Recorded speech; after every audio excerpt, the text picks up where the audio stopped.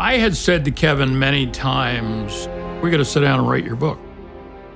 I mean, his story to me was so compelling of his amputation, losing his football career, how he stood up in the tough times and the darkest moments and helped people along the way. My dad was almost an everyday, daily communicant. That's where I first got that, My faith is everything to me.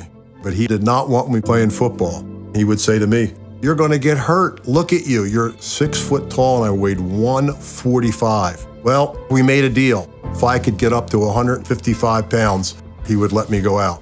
I got involved with weightlifting, and from that, I had 12 opportunities for scholarships to college, and I fell in love with Villanova, and I never looked back. Then, of course, he went on to the Philadelphia Eagles, became even more renowned as a local athlete. The first game, I got a special introduction. Our own homebred number 52 in your program, number 1 in your heart, Kevin Reilly. I'm playing on the punt team. I hit one of their receivers. The ball bounced out. I crawled after it and recovered the fumble. And I can see this guy getting an earful for missing me. So the second punt, much of the same. Well, the third punt went rolling. I went to cover it. This guy never stopped. 240 pounds. Hit me, drove me up in the air, and then drove me into the AstroTurf. I was concussed. I barely got off to the right side of the field, and that started a tear right up here on the shoulder. I got a doctor. He comes in after a 2.5-hour wait, picks up my x-rays and shows them out the window. He said, "You have a desmoid tumor." I said, "What's that?" He said, "It's a bad, bad tumor, and I'll be lucky if I can save your arm." We tell the story in the book about how he prayed, and at the time of his surgery, I mean, he was facing a very good possibility he would not live through it, and that he would commit himself to be even more devoted to God and faith. He's never wavered from that. I did what I could while I was here. And I said, an act of contrition, I got the last rites. I'm ready if you're ready to take me, but he wasn't. I came to, and I said, "Oh, I see a clock, I'm still in this world." That operation turned out to be a miracle. It never came back. I'm the oldest living patient who has survived a desmoid tumor.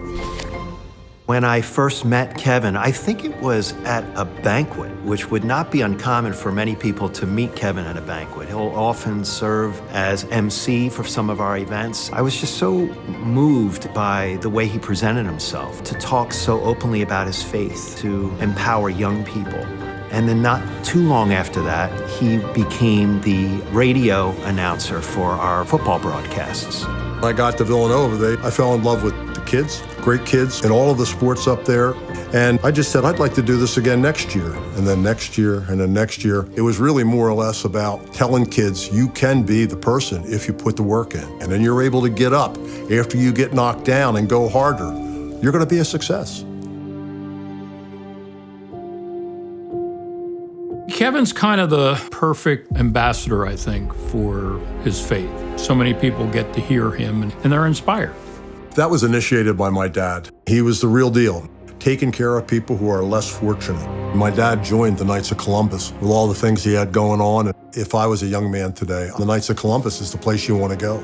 Those qualities of the Knights would directly apply to somebody like Kevin Reilly, who embodies what the Knights stand for. And one of the first times that I met him, he was the MC of a big event on campus. And I can remember when that night ended, I stopped into a wonderful chapel on campus. And as I walked in there, Kevin was already in there. He was already in there by himself. Man, as busy and as popular a guy as he is, I can see where he takes his strength.